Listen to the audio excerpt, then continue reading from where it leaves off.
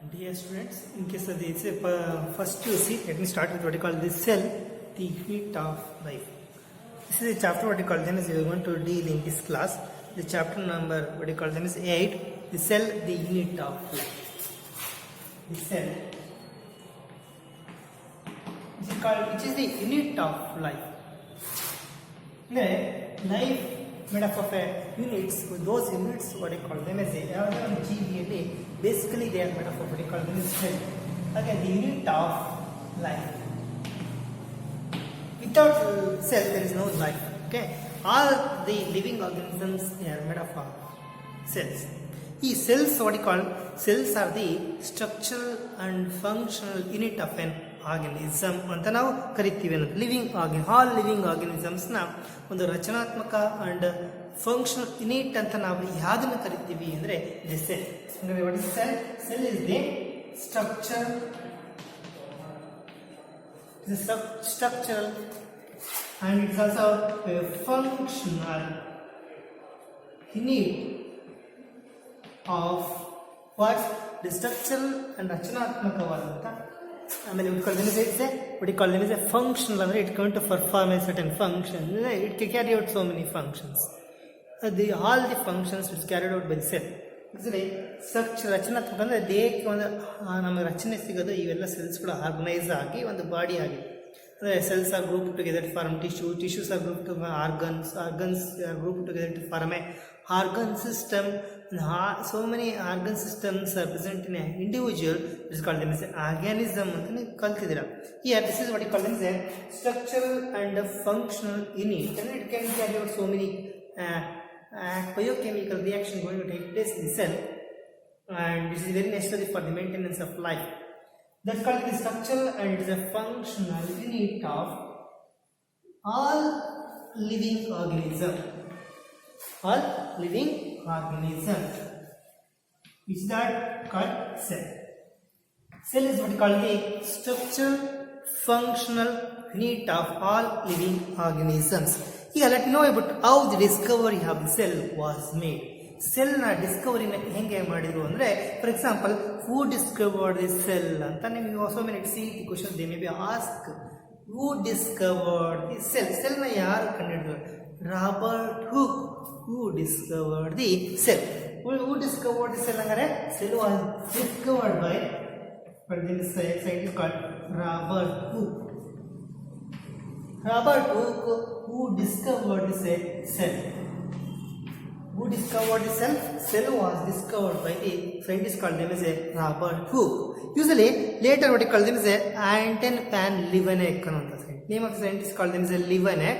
The Leeuwenhoek was the first described the and what you call them is a living cell, live cell. The first person was the observed and described. Who first person who observed and discovered? Who was the first person to observe? He has devised one microscopic instrument he has done using certain lenses. The microscope is not yet discovered at time. He was the person who made his own microscope and observed and described that a live cell. Live cell na avanu ವರ್ಣನೆ ಮಾಡ್ತಾನೆ and describe ಮಾಡ್ತಾನೆ was called Anton van Leeuwenhoek. Anton van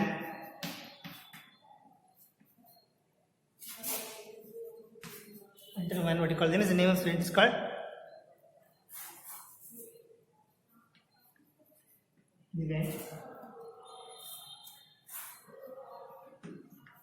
Anton van Leeuwenhoek. Same friends called it Anton A-N-T-U-N Anton van V-O-N van Leeuwenhoek L-E-U-W-E-N-H-O-E-K. Anton van Leeuwenhoek was the first person who observed and described the live cell.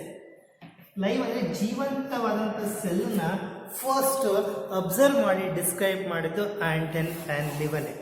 Here further discoveries was unfolded with the discovery of a microscope. What are the content of the cell? How it's made up of? Further more detailed structure of the cell was what you call them is unfolded after the discovery of the microscope. Here, this is what let me know about what you call the here the cell discovery lead to the what you call proposed one theory that is called name as a cell theory. What is that called name as a cell theory? Now let me know what is meant by a cell theory. What it tells about what called the cell theory. The cell theory. This may be asked in your exam who was the person who proposed the cell theory and what are the features of a cell theory.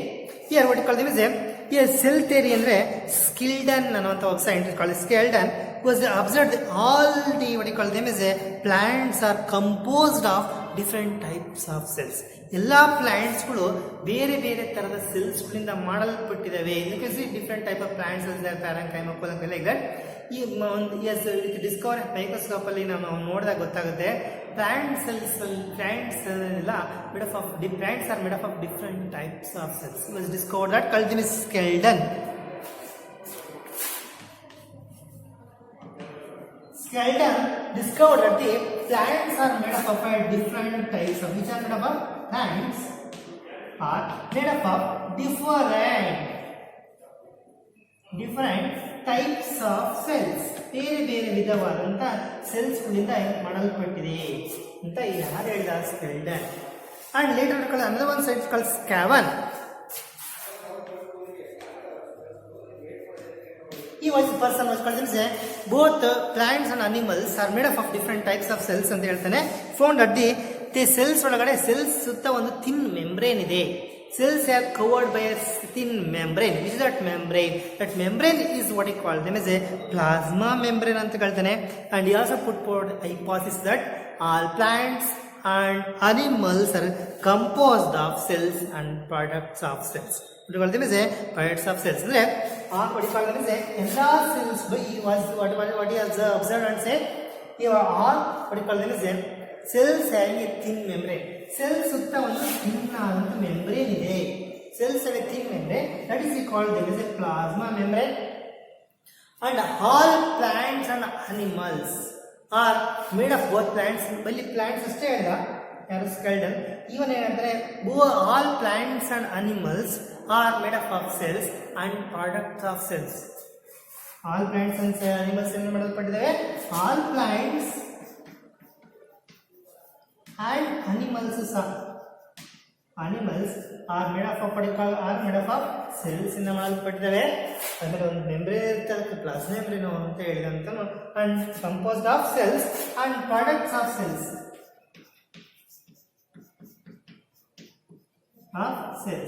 All plants and animals in are made up of cells, composed of cells and products of cells. Here this one later what we call them is another one called the virtue ಅನ್ನುವಂತ ನಿಮ್ಮ friends called virtue was what we call them is all new cells are arise from the pre-existing cells. ಹೊಸ ಸೆಲ್ಸ್ಗಳು ಏನು ಹುಡ್ತಾವಲ್ಲ ಅವು ಈಗ already ಇರುವಂತ ಸೆಲ್ಸ್ಗಳಿಂದಲೇ ಬರುವಂತವು ಅಂತಂದ್ರೆ cells ಹೊಸದಾಗಿ create ಆಗಲ್ಲ, ಈ ಇರುವಂತ ಸೆಲ್ನಿಂದಲೇ ಇನ್ನು ಡಿವೈಡ್ ಆಗಿ ಇನ್ನೊಂದು ಸೆಲ್ ಬರುತ್ತೆ ಅನ್ನೋಂಥ ಒಂದು ಕಾನ್ಸೆಪ್ಟ್. ಅಂದ್ರೆ all the what call them cells ಇದಾವಲ್ಲ, new cells divide and new cells arise from the pre existing cells. Virchow ಅನ್ನುವಂಥ ಒಬ್ಬ ಸೈಂಟಿಸ್ಟ್ ಏನ್ ಹೇಳ್ತಾನೆ,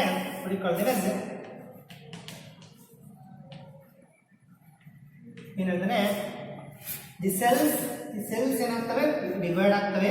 ಸೆಲ್ಸ್ ಏನಾಗ್ತವೆ, the going to divide and new cells arise from pre-existing cells. ಈಗಾಗಲೇ ಇರುವಂತ ಸೆಲ್ಸ್ಗಳಿಂದಲೇ ಹೊಸ ಸೆಲ್ಸ್ಗಳು divide ಆಗಿ ಬರ್ತವೆ ಅನ್ನುವಂಥ ಒಂದು ಮಾಹಿತಿ ಹೇಳಿದನ್ನು ಹೆಚ್ಚು. ಅಂಡ್ ಇವೆಲ್ಲ ಡಿಸ್ಕವರಿಯಿಂದ ಈ modified the cell theory and who propose the cell theory ಅಂದ್ರೆ ಸ್ಕೆಲ್ಡನ್ ಅಂಡ್ ಸ್ಕ್ಯಾವನ್ ಅಂತ ಹೇಳ್ಬೇಕು ನೀವು. What is the what call that is cell theory ಏನು ಹೇಳುತ್ತೆ, what is the modified cell theory. ಈ ಮಾಡಿಫೈಡ್ ದಟ್ ವರ್ಚುವಲ್ ಅನ್ನು modify ಮಾಡ್ತಾನೆ. Put for the what are the features of a cell theory. Cell theory ಏನು ಹೇಳುತ್ತೆ, what is the features of cell theory states that all living organisms are composed of cells. ಎಲ್ಲ ಜೀವಿಗಳು cells ಇಂದ ಮಾಡಲ್ಪಟ್ಟಿವೆ and products of cells. All living ಆರ್ಗನಿಸಮ್ಸ್ಗಳು ಯಾವುಗಳು cells ಇಂದಲೇ ಬರ್ತವೆ. ಪ್ರಾಡಕ್ಟ್ಸ್ ಆಫ್ ಸೆಲ್ಸ್ ಉತ್ಪನ್ನಗಳು. All living organisms are composed of cells and products. ಸೆಲ್ಸ್ನ ಪ್ರಾಡಕ್ಟ್ಸ್ಗಳಿಂದ ಮಾಡಲ್ಪಟ್ಟಿದ್ದಾವೆ, ಸೆಲ್ಸ್ನ ಉತ್ಪನ್ನಗಳಿಂದ ಮಾಡಲ್ಪಟ್ಟಿದ್ದಾವೆ ಎಲ್ಲ ಜೀವಿಗಳು. All living organisms are made up of cells and products of cells. Cell theory. What is state the cell theory ಅಂದ್ರೆ that right first point is called all living organisms. All living organisms are composed. All living organisms composed of cells and products of cells. Products of cells. All living organisms are composed of cells and products of cells. ಆಮೇಲೆ all cells arise from the pre existing cells. Next point ಅಂದ್ರೆ all cells, ಎಲ್ಲಾ ಸೆಲ್ಸ್ಗಳು arise ಬರ್ತವೆ. All cells arise ಬರ್ತವೆ. ಅಂತ ಬರ್ತವೆ all cells arise from. ಅವೆಲ್ಲೇ ಹಾಗೆ ಹುಟ್ಟೋದಿಲ್ಲ. ಸೆಲ್ಸ್ ಅಂದ್ರೆ ಸೆಲ್ಸ್ ಬರೋದು, ಸೆಲ್ಸ್ ಡಿವೈಡ್ ಆಗಿ ಹೊಸ ಸೆಲ್ಸ್ಗಳು ಬರೋದು. ಇನ್ನು ಕೆಲವು ಜೀವಿಗಳಲ್ಲಿ ಸೆಲ್ ಡಿವಿಷನ್ ಇಸ್ ರಿಪ್ರೊಡಕ್ಷನ್ ಅಂತ ಕರಿತೀವಿ. ಒಂದು ಜೀವಿ ಇನ್ನೊಂದು ಜೀವಿಯಾಗಿ ಒಂದು ಡಿವೈಡ್ ಆದಾಗ ಇನ್ನೊಂದು ಒಂದು ಜೀವಿ ಒಂದು ಸೆಲ್ ಡಿವೈಡ್ ಆಗಿ 2 ಸೆಲ್ಸ್ ಆಗ್ತದೆ. ಅದು ಒಂದು ಜೀವಿನೇ ಆಗಲ್ಲ. ಯಾಕಂದ್ರೆ ಏಕಕೋಶ ಜೀವಿ ಅದು. ಏಕಕೋಶ ಜೀವಿಯಲ್ಲಿ ಒಂದೇ ಸೆಲ್ ಇರೋದು, ಒಂದು ಸೆಲ್ ಡಿವೈಡ್ ಆಗಿ 2 ಆದ್ರೆ it form two new organisms ಅಂತ. ಹಂಗೆ all cells arise from what you call them is arise from pre existing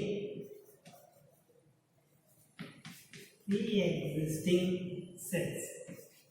All cells arise from pre-existing cells. This is what you have made about the state about regarding the cell theory. Cell theory ಏನು ಹೇಳುತ್ತೆ? What it going to say? All living organisms are composed of cells and products of cells, and all cells arise from the pre-existing cells. Who proposes cell theory? Skeleton and Scam. That may be asked in your examination. But who states the cell theory? Who proposed the cell theory? What state the cell theory? You write these points. What you call them is all organisms are composed of cells and products of cells. All cells arise from the pre-existing cells. Okay, we have discussed this. Now let me know about overview about the cell bucket details. Now let me know about this class. Yeah, cells ಅಲ್ಲಿ there are different types of cells are there. One called the prokaryotic cell. We can see in case of the bacteria the prokaryotic cell, and in higher organisms, in plants and animals, we can see eukaryotic cells is there.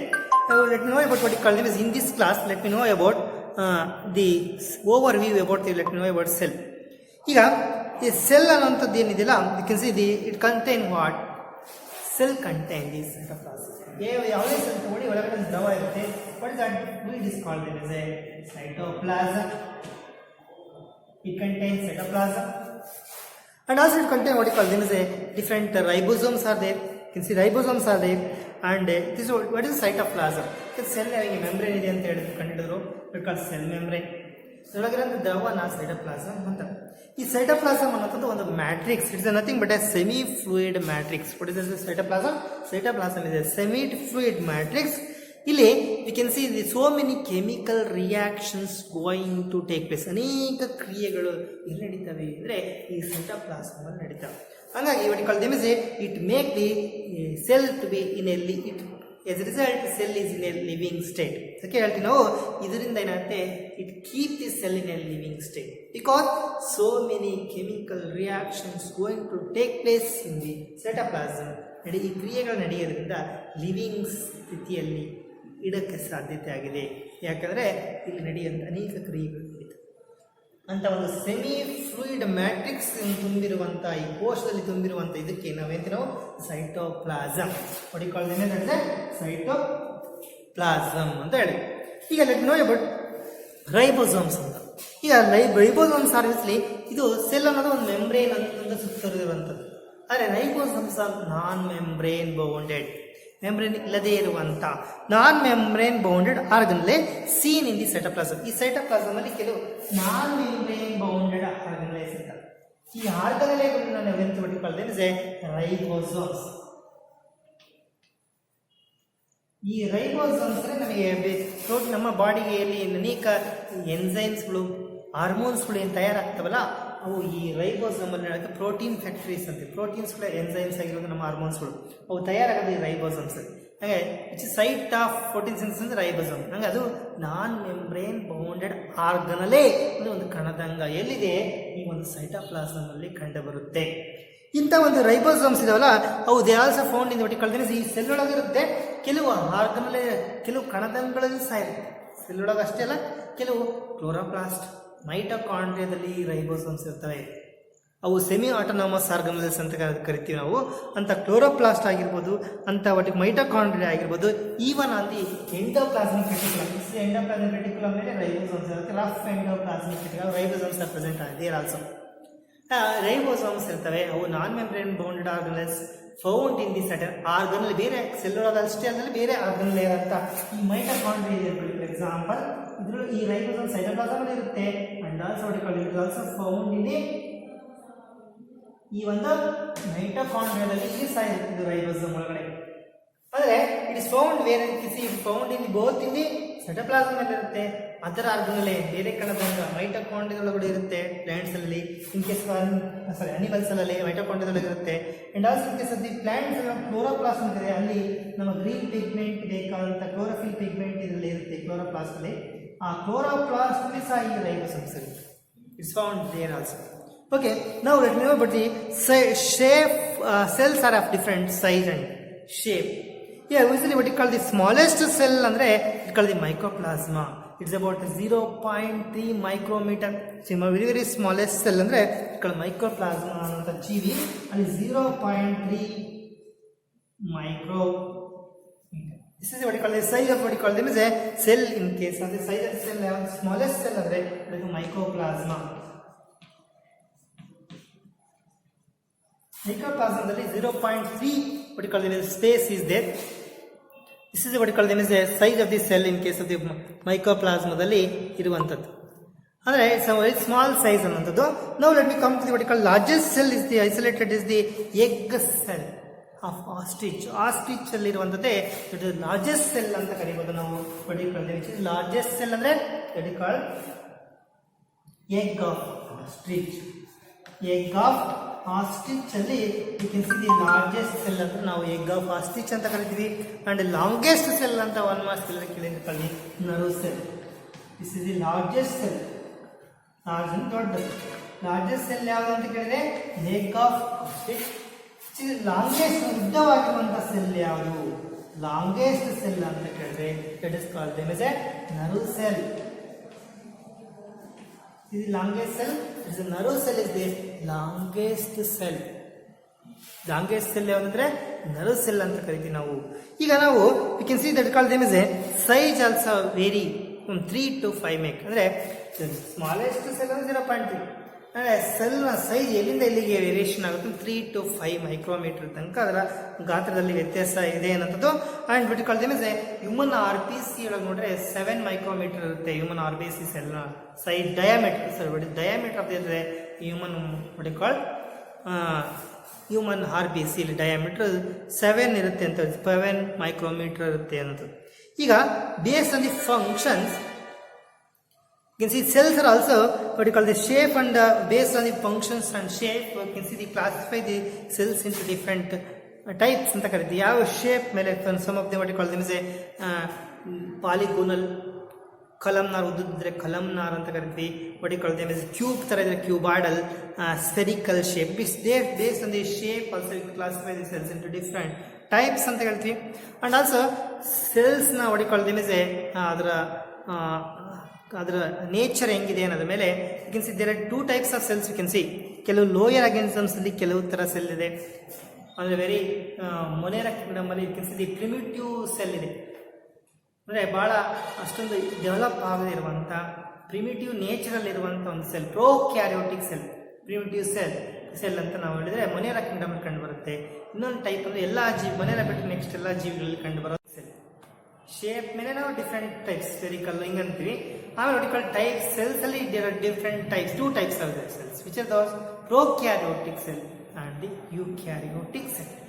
Prokaryotes ಅಂದರೆ lower organisms ಆದಂಥ ಮೊನೆರ Kingdom ಅಲ್ಲಿರುವಂಥ bacteria ಅಂತ ಜೀವಿಗಳು ಕಂಡು ಬಂದರೆ ಯೂಕ್ಯಾರಿಯೋಟಿಕ್ cells ನಾವು ಎಲ್ಲಿ notice ಮಾಡ್ತೀವಿ ಅಂದರೆ we are going to notice higher organisms.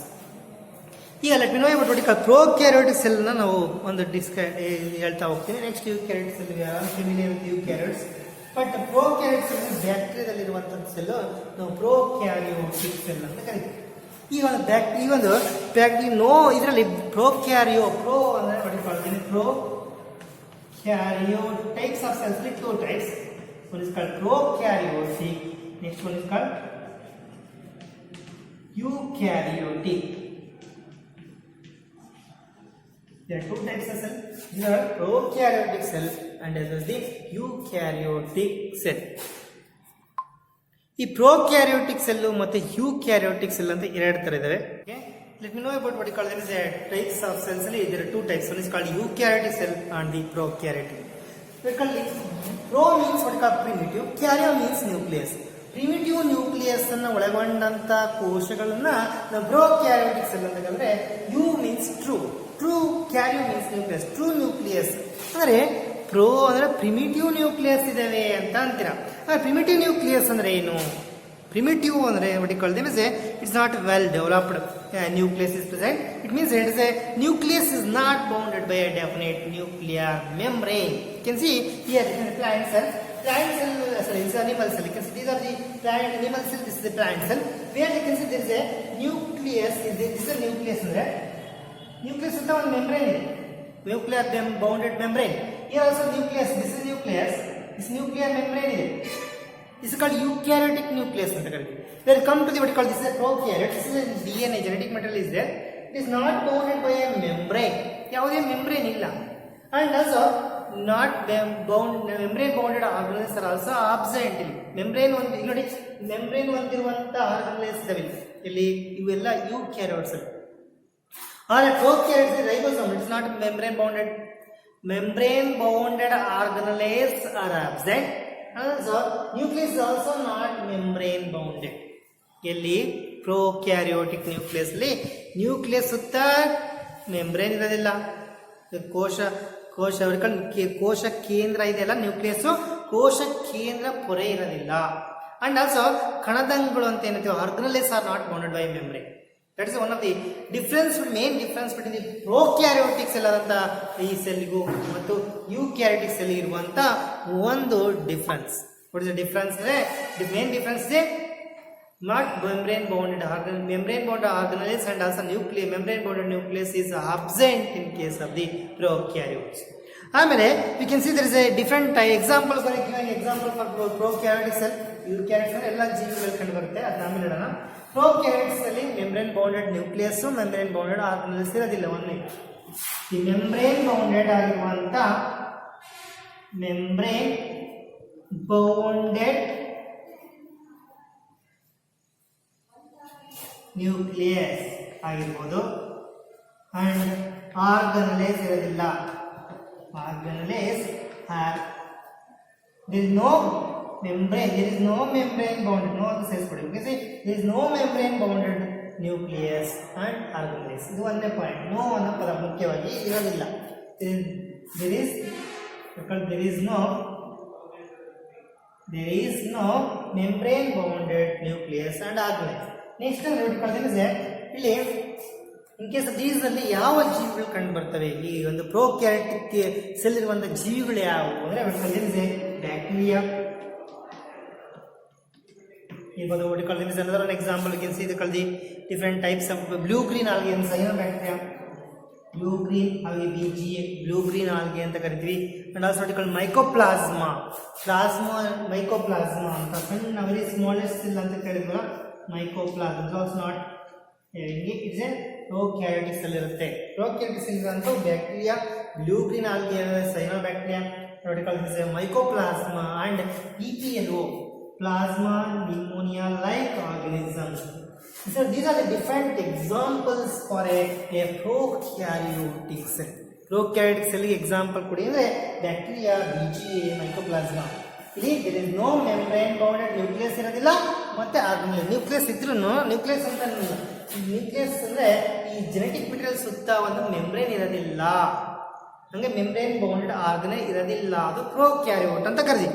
ಈಗ ದಿ ವೇ ದೇ ಆಲ್ಸೋ ಈ ಪ್ರೊಕ್ಯಾರಿಯೋಟಿಕ್ ಸೆಲ್ ಇದೆಲ್ಲ ದೇ ವೇರಿ ಇನ್ ಶೇಪ್.